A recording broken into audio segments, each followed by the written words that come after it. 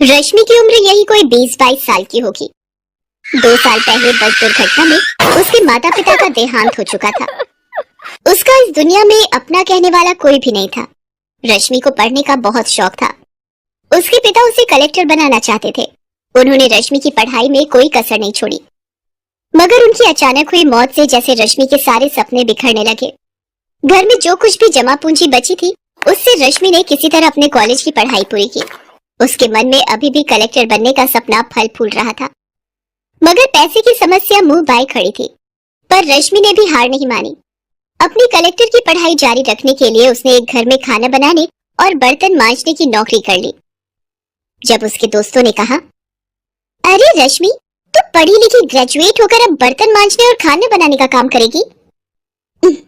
कोई भी काम छोटा या बड़ा नहीं होता, और फिर ये काम मैं अपना जीवन गुजारने के लिए नहीं, बल्कि अपने सपने को पूरा करने के लिए कर रही हूँ।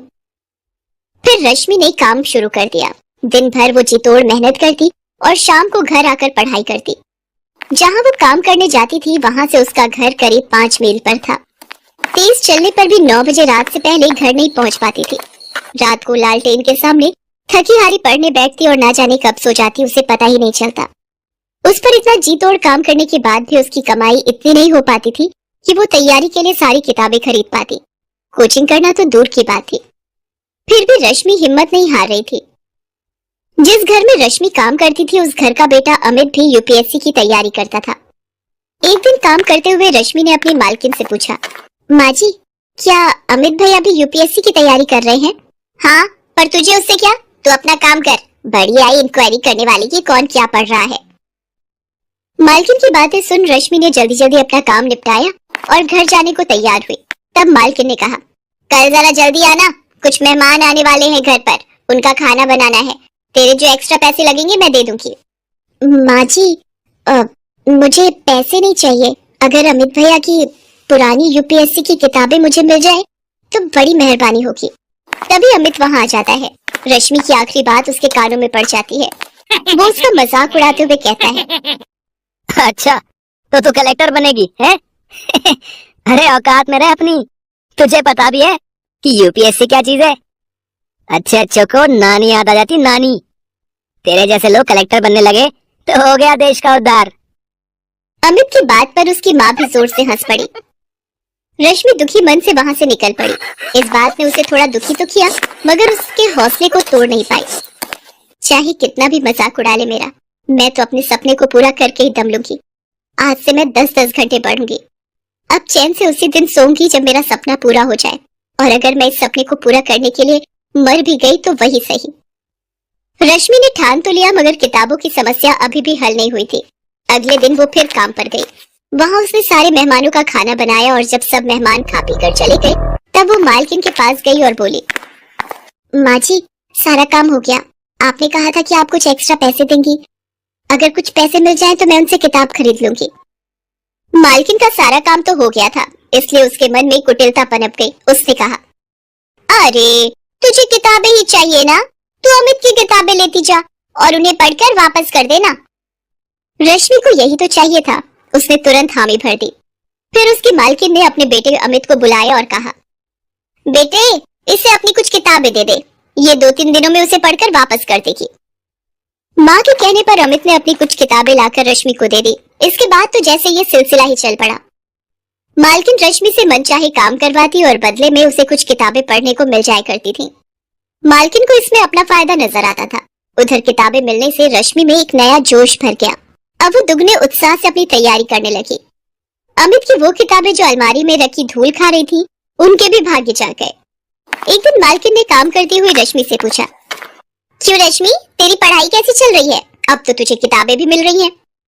रश्मि कुछ बोलती इससे पहले ही वहाँ अमित आ गया और बोला, अरे इसकी पढ़ाई कैसी चल रही होगी?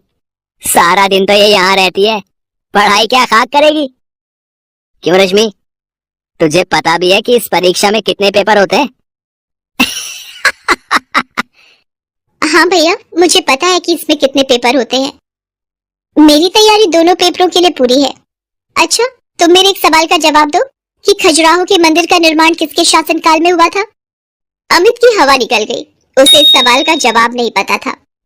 क्या हुआ भैया, ये तो बहुत मामूली सा सवाल है, आपको इसका जवाब नहीं पता क्या? अमित कुछ नहीं बोला और चुपचाप वहां से चला गया। आज रश्मि ने अपनी सारी बेइज्जतियों का जवाब एक झटके में दे दिया था। रश्मि पूरी लगन से अपनी तैयारी करती रही। उसने पूरी परीक्षा का सिलेबस परीक्षा से 2 महीने पहले ही खत्म कर दिया। निश्चित समय पर परीक्षाएं हुई और रश्मि ने आसानी से प्री एग्जाम निकाल लिया। उधर अमित अपनी तमाम कोशिशों के बावजूद भी इसमें सफल नहीं हो पाया। रश्मि ने प्री की अपनी सफलता की बात किसी को नहीं बताई। जब तक मैं इंटरव्यू नहीं पहुंच जाती तब तक किसी को ये सब बताना ठीक नहीं है। इस तरह लगातार परिश्रम करते करते रश्मि ने मेंस की परीक्षा भी पास कर ली। अब सिर्फ इंटरव्यू देना बाकी रह गया था। इंटरव्यू से एक दिन पहले, देख रश्मि, कल अमित का जन्मदिन है, काफी सारे मेहमान आने वाले हैं, तू जरा जल्दी आ जाना। लेकिन माँ जी, कल तो मेरा आना मुश्किल है, कल मेरी आखिरी परीक्षा है। हाँ, बड़ी आई परीक्षा देने वाली, जितना बोला उतना कर। अगर कल तू नहीं आई तो फिर तुझे दोबारा यहाँ घुसने नहीं दूंगी। रश्मि ने मालकिन की बात नहीं मानी और निश्चित समय पर इंटरव्यू देने गई। मालकिन ने उसी दिन दूसरी नौकरानी रख ली। आने दो उस नवाबजादी को पगार मांगने, ऐसी खड़ी खोटी सुनाऊंगी कि जिंदगी भर याद रखेगी। मगर रश्मि उस दिन के बाद फिर कभी उस घर में नहीं गई। ईश्वर ने उसके भाग्य में कुछ और ही लिख रखा था। इधर मालकिन उसे खरी खोटी सुनाने का इंतजार करती रही, उधर यूपीएससी की परीक्षा का परिणाम आ गया। रश्मि ने 67वें रैंक के साथ न सिर्फ ये परीक्षा पास की थी बल्कि टॉप 100 में भी आई थी। शहर के सारे अखबार उसकी कामयाबी के किस्सों से भरे थे। अमित और उसकी माँ ने जब अखबार के पहले पन्ने पर रश्मि का नाम और उसकी प्रशंसा देखी तो उनके मुंह खुले के खुले रह गए। कल तक उनके घर में काम करने वाली ने आज अपनी मेहनत के दम पर वो मुकाम हासिल किया था कि अमित और उसकी माँ जैसे लोग उसके आसपास भी नहीं फटक सकते थे। उधर रश्मि आज बहुत खुश थी।